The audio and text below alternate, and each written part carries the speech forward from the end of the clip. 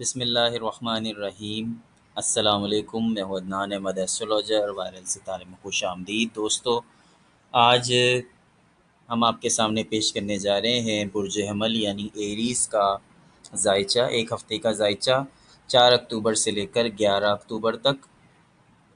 تو دوستو، ویڈیو کا باقاعدہ آغاز کرنے سے پہلے میں آپ سے درخواست کروں گا کہ اگر آپ نے ہمارے چینل کو سبسکرائب نہیں کیا ہے تو آپ سبسکرائب کر لیجئے اور بیل آئیکن کو بھی ضرور پریس کریں۔ دوستو، 4 اکتوبر کو پلوٹو آپ کے زائچے کے 10ویں گھر میں آ جائے گا، جو آپ کا کیریئر کا گھر ہے۔ یہ طویل مدتی یعنی لانگ ٹرم پلاننگ بنانے کا وقت ہوتا ہے۔ آپ کو آنے والے وقت کے لیے اس ٹائم پیریڈ میں منصوبے بنانے چاہیے، فیوچر پلاننگز کو حتمی شکل دے دینی چاہیے۔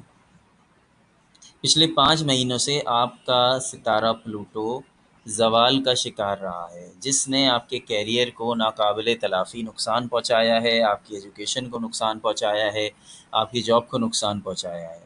لیکن اب یہ اس کیفیت سے باہر آ گیا ہے، زوال کی کیفیت سے باہر آ گیا ہے۔ یہ ایک مثبت تبدیلی ہے، ایک پازیٹیو پوائنٹ ہے آپ کے لیے۔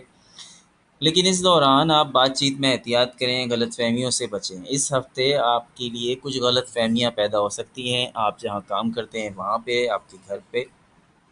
اس کے علاوہ جو ایک خاص کنڈیشن آپ کے زائچے میں پیش آئے گی، پلوٹو مشتری یعنی کہ جوپیٹر اور سیارہ زحل یعنی کہ سیٹرن آپ کے کیریئر کے گھر میں ہے۔ پلوٹو، جوپیٹر اور سیٹرن یہ تینوں آپ کے کیریئر کے گھر میں موجود ہیں، جو کہ صدیوں کے بعد ایسی کنڈیشن پیش آتی ہے، اور یہ زندگی میں صرف ایک ہی بار ہوتا ہے اور صدیوں بعد ہوتا ہے، اور اس کو آپ کے زائچے کا سنہری دور کہا جائے گا، یعنی کہ کیریئر میں آپ کے حوالے سے قدرت آپ کے اوپر مہربان ہو رہی ہے اور آپ کو بہت کھل کر اپرچونٹیز ملیں گی، جابس کے حوالے سے، ایجوکیشن کے حوالے سے، مطلب جس چیز کا تعلق آپ کے کیریئر سے ہوگا،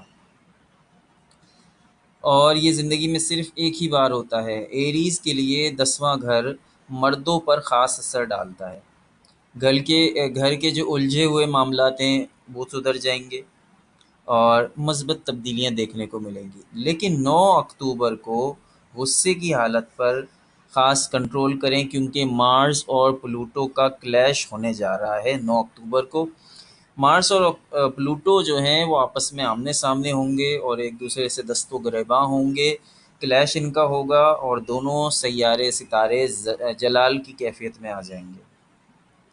یہ دورانیہ خاص احتیاط کا متقاضی ہے، بہت احتیاط کریں، غصے کو کنٹرول میں رکھیں، ورنہ آپ کی بنی بنائی پلاننگ جو ہے وہ سب تہس نہس ہو سکتی ہے۔ اور غصہ تو ویسے بھی حرام ہے اور غلط چیز ہے۔ تو دوستو، یہ پورے ہفتے کا جائزہ ہم نے آپ کے سامنے پیش کیا ہے۔ انشاءاللہ تعالی اگلے ہفتے کا جائزہ بھی آپ کے سامنے ضرور پیش کریں گے۔ عدنان احمد کو اجازت دیجیے۔ اللہ نگہبان۔